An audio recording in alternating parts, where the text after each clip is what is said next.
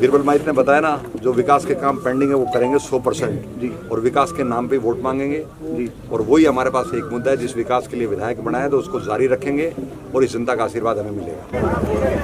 नमस्कार, मैं सुनील पूनिया और आप सभी का स्वागत है एक बार फिर से आपके अपने चैनल एपीपी लाइव। आज हमारे साथ मौजूद है सादुल शहर से विधायक जगदीश जी जहांगीर साहब। आज घाट सजवार में अनेक विकास कार्यों का लोकार्पण इनके द्वारा किया जा रहा है। विधायक जी, सबसे पहले तो सर नमस्कार।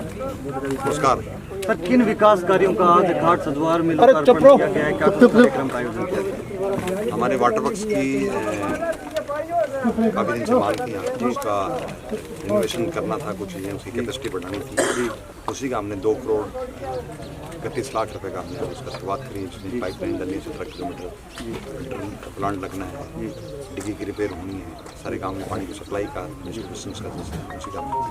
सर, वर्तमान में एक अग्निपथ योजना केंद्र की सरकार लेके आई, एक बड़ा मुद्दा है, देश और प्रदेश में विरोध भी हो रहा है। उसको लेकर के आज आपने भी एसडीएम कार्यालय सादुल शहर के आगे एक सांकेतिक धरने का आयोजन किया गया। आप पेशे से एक सुप्रीम कोर्ट में वकील भी रह चुके हैं और एक जनप्रतिनिधि भी। क्या कुछ कमी और खामियां उसमें आप योजना में मानते हैं? देखिए, नरेंद्र मोदी साहब बड़े जिद्दी प्रधानमंत्री है जी, बगैर सोचे समझे काम करते हैं जी। गांव और देहात का बच्चा जब फौज में जाता है वो परिवार पालने के लिए जाता है जी, और उसकी मंशा होती है कि मैं देश की सेवा भी करूँ फौज के माध्यम से जी। नरेंद्र मोदी साहब ने फौज में जो कमांडिंग सिस्टम था जी, जो प्लाटून सिस्टम था उसको ख़त्म कर दिया जी। और ये जो अग्निवीर की जो योजना है जी, ये इस देश के लिए व्यवहारिक नहीं है। नरेंद्र मोदी साहब फौज को बर्बाद करना चाह रहे हैं। सिक्योरिटीज़ की इशूज़ हैं जी, और इस देश की नौजवान जो पीढ़ी है उसको अंधकार में धकेलने का काम नरेंद्र मोदी की सरकार ने किया, जो बिल्कुल अनुचित है। और कांग्रेस पार्टी आखिरी दम तक लड़ाई करके इस योजना को रोल बैक कराने के लिए प्रयास करेगी। देश के हित में नहीं है, देश की सुरक्षा के हित में नहीं है, और खास करके गांव के जो नौजवान हैं उनके भविष्य पे कुठाराघात नरेंद्र मोदी की सरकार ने किया।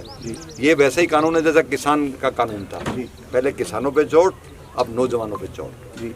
सर, किसानों ने तो उन 3 कानूनों को वापस करवा दिया, उनके लिए तो अनेक चेहरे थे वो सामने आए थे। क्या युवाओं के लिए भी आपको लगता है कोई चेहरा सामने आएगा जिससे युवा उन अग्निपथ योजना को वापस करा पाएंगे? अगर जब आज से 2-3 दिन पहले तीनों सेनाओं ने प्रेस कॉन्फ्रेंस की और उन्होंने कहा कि स्पष्ट रूप से कह दिया कि ये रोल बैक नहीं होगा। तीनों सेना सरकार के प्रेशर में हैं जी, और तीनों सेनाओं के जो पूर्व जनरल हैं जी, जनरल बख्शी जी, जो इन्हीं के आदमी थे जी। आप पूर्व जो सेना के ब्रिगेडियर हैं, सेना के जो प्रमुख रहे, उनसे पूछ के देखिएगा, वो सब इसके खिलाफ जी।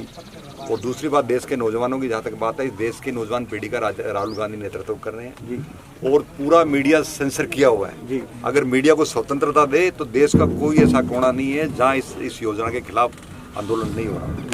सर, अगर आंदोलन युवा करते हैं तो कहीं ना कहीं सेना के विरोध में होगा।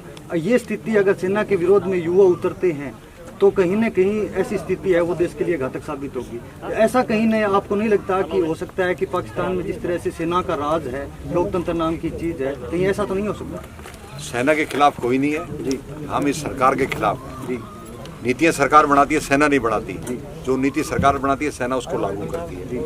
और सेना इतनी जल्दी नोटिफिकेशन किया 3 दिन पहले एयरफोर्स के लिए और नेवी के लिए, क्या जल्दी थी इस बात की? आप समीक्षा करते हैं। और जिन बच्चों ने 3 साल से जो तैयारी करी है, जिन्होंने फिजिकल का टेस्ट पास कर लिया, लिखित का टेस्ट पास कर लिया, उनको नौकरी नहीं मिली।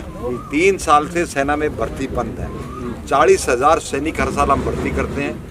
जो 14 लाख की तादाद है इस देश की सेना की, उसको घटा के नरेंद्र मोदी साहब 10 लाख पे ले आया।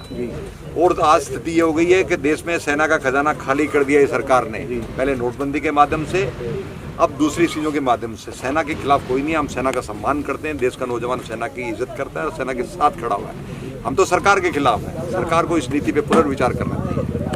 सर, अब बात कर लेते हैं विकास कार्यों की। आपने 2018 के चुनाव में जब सादुल शहर की जनता ने आपको विधायक बना के भेजा राजस्थान की विधानसभा में, उस समय आपने अनेक मुद्दों को लेकर के चुनाव लड़ा।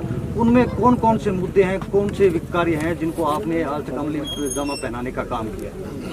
सादुल शहर में एडीजे कोर्ट जी, सादुल शहर में डीटीओ का दफ्तर जी, सादुल शहर का सरकारी अस्पताल जी, सादुल शहर की रोड्स, लालगढ़ की नगर पालिका, लालगढ़ में डेवलपमेंट के काम, हमारा पूरा जो 30 पंचायतें परलेवाड़ी हैं जिसमें संगतपुरा की CSC, मिर्जेवाड़ा की CSC, छापावाड़ी में PSC, अमरगढ़ में PSC, मनियावाड़ी में PSC, लालगढ़ के 5 करोड़ के अस्पताल की व्यवस्था, एग्रीकल्चर के subject, girls college Hindumalkot में, हिंदूमल कोट कॉलेज, और इसके साथ साथ जो मैंने चुनाव में वायदा किए थे करीब 80% हमारे वायदे पूरे हो गए। जी सर, अब आगे 2023 में 1.5 साल का समय अभी रह चुका है आपके कार्यकाल का। 2023 में विधानसभा के चुनाव होने हैं, आपकी क्या कुछ रणनीति है आगे की?